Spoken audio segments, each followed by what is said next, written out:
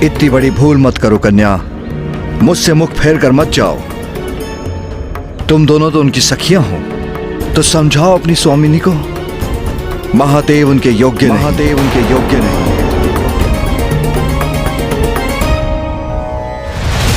प्रतीत होता है ऐसे शांत नहीं होंगे अब आप। आपका उचित उपचार करेंगे हम। ये अचानक मेरे मन में बेचैनी कैसी?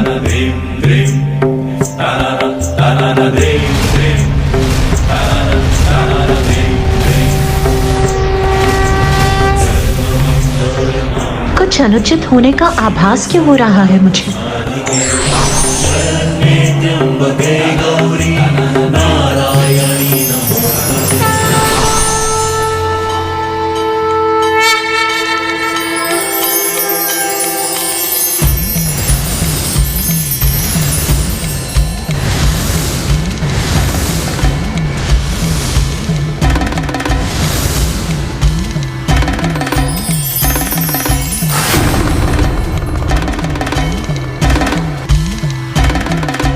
प्रभु, चंद्र भी पूर्ण हो गया उनके माथे की शोभा।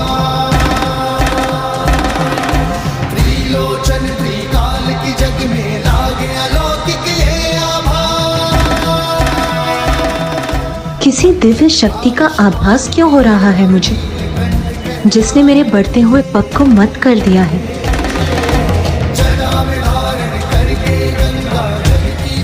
पार्वती पार्वती,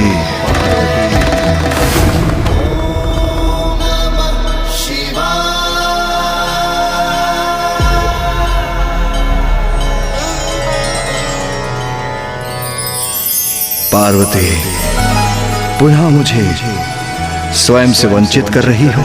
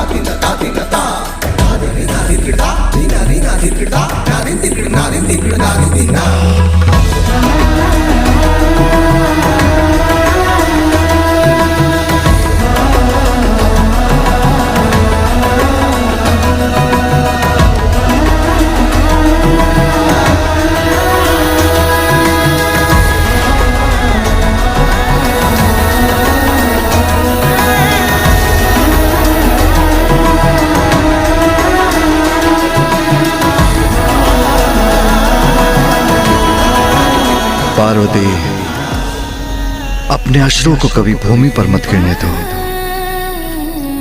ये शुभ नहीं। बहुत कष्ट दिए हैं ना तुम्हें, बहुत कठोर परीक्षा ली है ना तुम्हारी।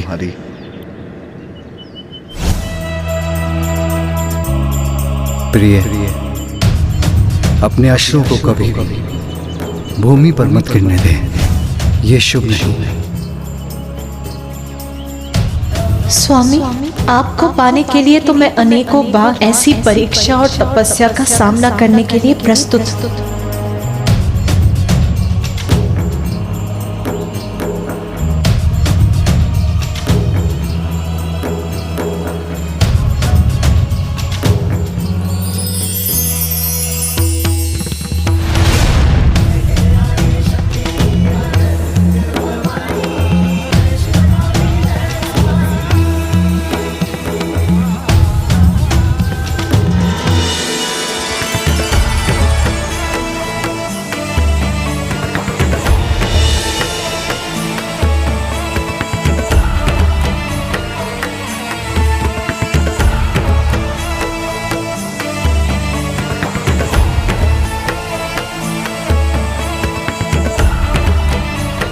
पार्वती, मैंने तो तुम्हें खो दिया था, किंतु आज तुमने मुझे पुनः पा लिया।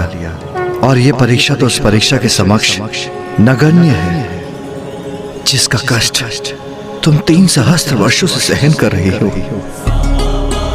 जब इतने वर्षों में मैं एक पल के लिए भी तुम्हारे हृदय से दूर नहीं हुआ, तो ऐसा होना कहां संभव था। तुम्हें तो इस परीक्षा में सफल होना ही था प्रिय। पार्वती, मैं तुम्हारे तप से प्रसन्न हुआ और ये कठोर तपस्या तुमने मुझे पाने के लिए की, तो मैं प्रस्तुत हूं।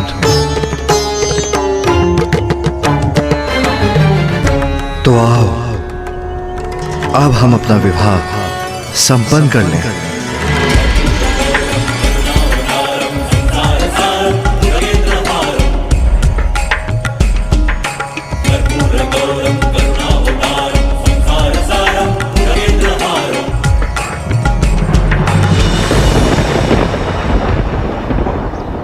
नहीं नहीं नहीं,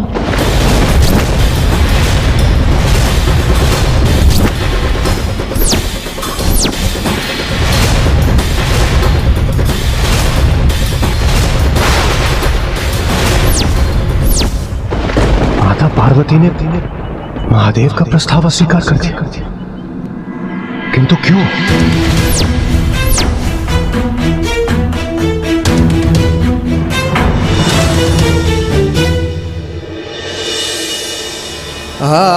पार्वती, मेरे विवाह बंधन में बंध कर मेरा सानिध्य पाने के लिए तुमने 3 सहस्त्र वर्ष मेरी तपस्या की, और अब जब मैं तुमसे विवाह करने का आग्रह कर रहा हूं, तो तुम उस आग्रह को अस्वीकार कर रही हो। हाँ प्रभु, क्योंकि उसके लिए आपको मेरे माता पिता से अनुमति प्राप्त करनी होगी।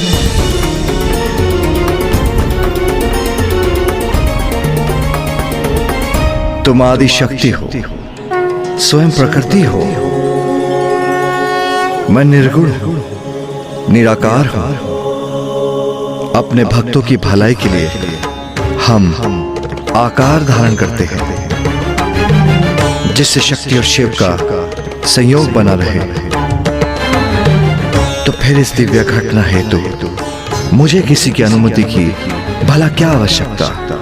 प्रभु, सत्य है, आप परब्रह्म परमेश्वर हैं और मैं स्वयं प्रकृति हूँ, किंतु इस जन्म में मैं शैलपुत्री हूँ। इसीलिए अभी भी अपने माता पिता के बंधन से बंधी हूँ। मैं ब्रह्मचारिणी हूँ, अर्थात विवाह के पूर्व मैं अपने पिता की पुत्री हूँ।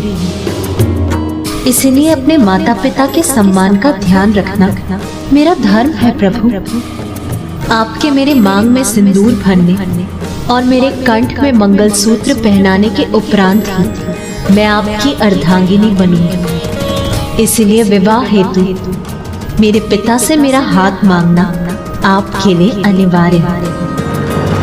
उनकी अनुमति के बिना मैं आपसे विवाह करने में असमर्थ हूँ।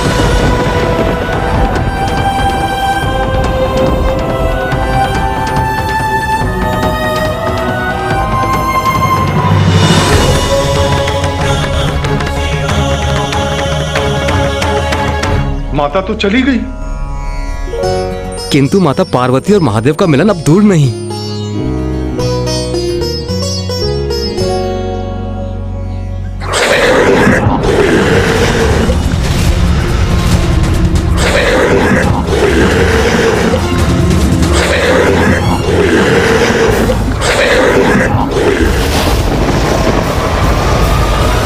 कौन हो तुम? भट्टासुर, संदेश वाहक हूं तारकासुर का, और आप सभी को इसे क्षण स्वर्ग में पहुंचने का आदेश दिया जाता है। इंद्रदेव, यह अवश्य उस तारकासुर की कोई चाल है। तुम्हारे महाराज तारकासुर ने स्वर्ग पर अनुचित अधिकार अवश्य स्थापित किया है, किंतु स्मरण रहे, वो हमारा राजा नहीं है। जाओ, जाकर कह दो उससे हम कदापि नहीं आएंगे। महाराज का निमंत्रण तो अस्वीकार कर सकते हैं आप, किंतु ब्रह्मदेव का आमंत्रण भी ठुकराएंगे आप देवराज। ब्रह्मदेव स्वर्ग में महाराज तारकासुर का मार्गदर्शन कर रहे हैं, और उनका आदेश है कि आप सभी देवता इसे क्षण स्वर्ग में प्रस्तुत हों। ये मेरा महाराज तारकासुर का निर्णय है कि तुम देवताओं को पुनः स्वर्ग में निवास करने की अनुमति देता हूं।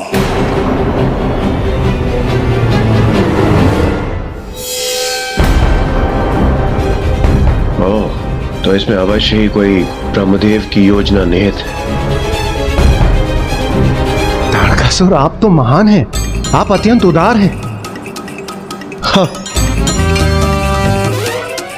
उदार तो मैं हूं, किंतु स्मरण रहे तुम मेरे अधीन हो और मेरे राज्य की देखभाल करने के लिए नियुक्त किए जा रहे हो। ये भ्रम मत पालना कि पुनः देवराज के पद पर स्थित हो गए हो तुम। हाँ हाँ तारकासुर, आप आश्वस्त रहे। हाँ वत्स तारकासुर, उचित निर्णय लिया है तुमने। यहाँ का दायित्व देवताओं को सौंपकर इन तुच्छ कार्यों के लिए तुम्हें अपनी ऊर्जा व्यर्थ करने की आवश्यकता नहीं है। उचित कह रहे हैं आप ब्रह्मदेव, ये तुच्छ कार्य तो देवता ही करेंगे और मेरा ध्यान केंद्रित होगा मेरी मायावी नगरी शोणितपुर के निर्माण पर। जिसका कल आज मेरी एवं मेरे असुर वीरों की प्रतीक्षा कर रहा है, जहां अब हमें जाना ही होगा।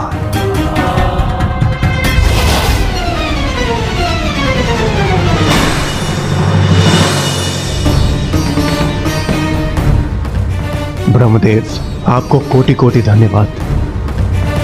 आपकी कृपा के कारण हम सभी देवताओं को एक बार पुनः स्वर्ग को अपना निवास स्थान बनाने का अवसर प्राप्त हुआ। देवराज, ये संकट अभी टला नहीं है। ये तो अस्थायी समाधान है। शोणितपुर की कल्पना से तारकासुर के मन में एक भटकाव उत्पन्न हुआ है।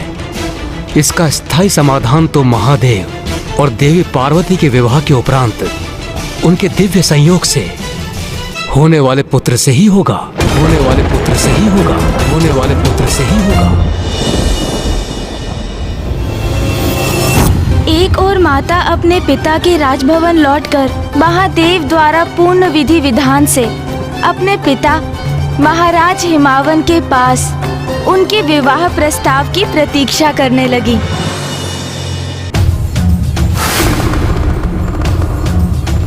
और दूसरी ओर वहां कैलाश में समस्त देवता बड़े ही सहज भाव से महादेव के पास ये विनम्र निवेदन लेकर पहुंचे कि वो महाराज हिमावन के पास माता पार्वती से अपने विवाह का प्रस्ताव भेजे। महादेव, कृपा कर और विलंब मत कीजिए। हाँ महादेव, देवी पार्वती अपने पिता के वहाँ लौटकर प्रतिदिन प्रतिपल इसी प्रतीक्षा में होंगी कि आप कब उन्हें वहाँ लेने के लिए पहुँचेंगे। आप महादेव हैं, आप तो सभी विधि विधान से ऊपर हैं, किंतु देवी पार्वती को तो उनका पालन करना होगा। आपके विवाह के पूर्व उन्हें कुछ नियम निभाने होंगे। आपको विवाह हेतु उनके माता पिता से देवी पार्वती का हाथ मांगना ही होगा। शिव और शक्ति के संयोग में अब विलंब नहीं होना चाहिए, किंतु मैं स्वयं जाऊं, उनके पिता से उनका हाथ मांगू? कदापि नहीं महादेव। देवी पार्वती का प्रस्ताव लेकर मैं और नारायण आपके पास आए थे। इसी तरह आपकी ओर से भी किसी को प्रस्ताव लेकर उनके माता पिता के समक्ष प्रस्तुत होना होगा। माता लक्ष्मी के सुझाव अनुसार महादेव की ओर से उनके विवाह का प्रस्ताव लेकर सप्त ऋषि वशिष्ठ और उनकी पत्नी देवी अरुंधति वहां पहुंच गए। शैलराज, हम आपकी कन्या देवी पार्वती के लिए एक अत्यंत शुभ प्रस्ताव लेकर उपस्थित हुए हैं।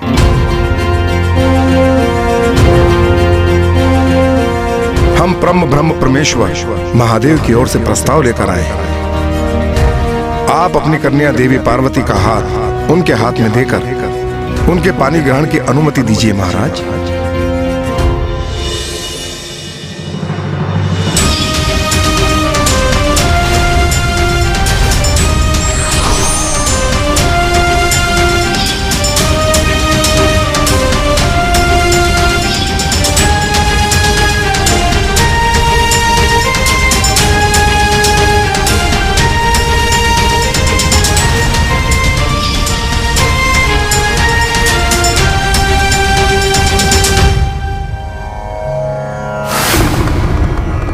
सप्तऋषि अभी तक लौटे नहीं। उन्हें आने में इतना विलंब क्यों हो रहा है? नारायण, मेरे विवाह का प्रस्ताव आपको लेकर जाना चाहिए था, क्योंकि आपके शब्दों का सम्मोहन सभी को अपने वश में कर लेता है। आप पार्वती के माता पिता से मिलते तो सहज ही विवाह का प्रस्ताव मान लेते। क्षमा कीजिएगा महादेव, देवी पार्वती मेरी बहन है। उनके विवाह का प्रस्ताव लेकर आपके पास आना मेरा कर्तव्य था, किंतु आपके विवाह का प्रस्ताव लेकर उनके पास जाना मेरे लिए उचित नहीं होगा, क्योंकि मैं तो वधू पक्ष से हूं ना। किंतु आप चिंता क्यों कर रहे हैं महादेव? कहीं आपको यह संशय तो नहीं हो रहा कि आपके भावी ससुराल पक्ष वाले आपका प्रस्ताव अस्वीकार तो नहीं कर देंगे? महादेव,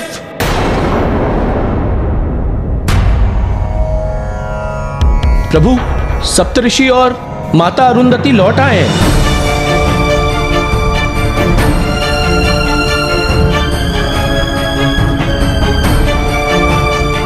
ऋषि वशिष्ठ, सब कुशल मंगल हो गया ना?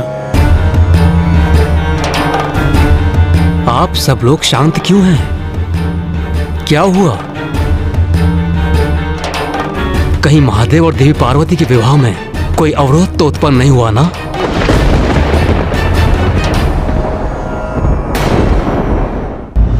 महाराज हिमावन तो ये प्रस्ताव सुनकर अत्यंत प्रसन्न थे,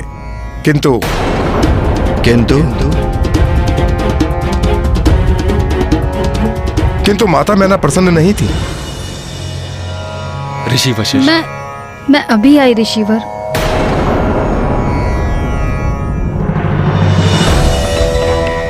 देवी मैना,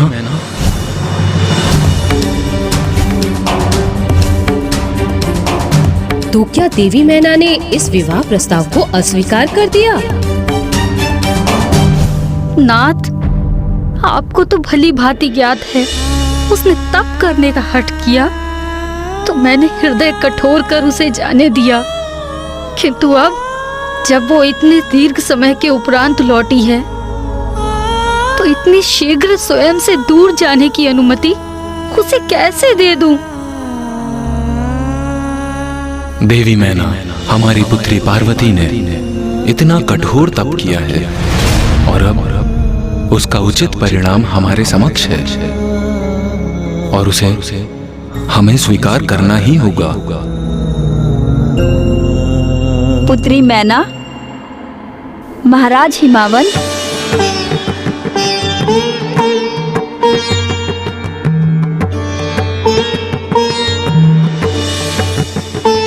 माता, मैं देवी मैना को हमें ज्ञात है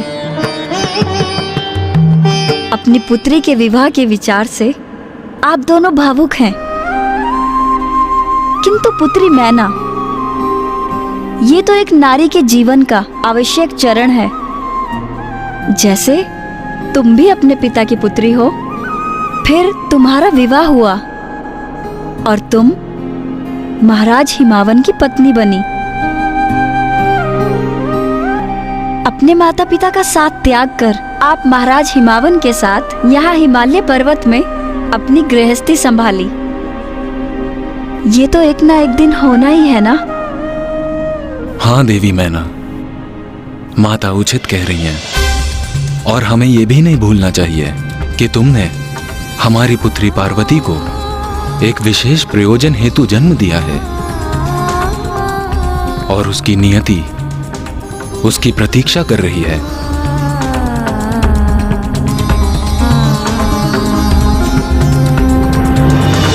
आप निश्चिंत रहे महादेव, मैंने उन्हें मना ही लिया।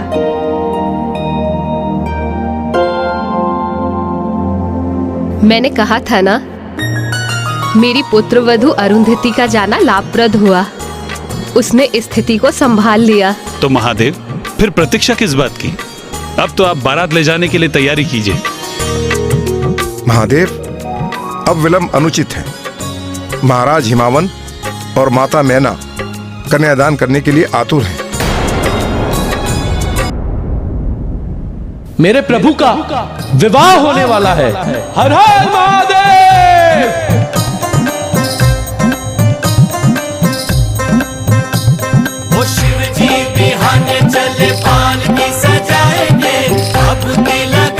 महाराज हिमावन और माता मैना कन्यादान करने के लिए आतुर महाराज हिमावन और माता मैना कन्यादान करने के लिए आतुर महाराज हिमावन और माता मैना कन्यादान करने के लिए आतुर। रुकिए आप सभी शांत हो जाइए। यदि महाराज हिमावन ने कन्यादान किया तो बहुत बड़ा अनर्थ हो जाएगा।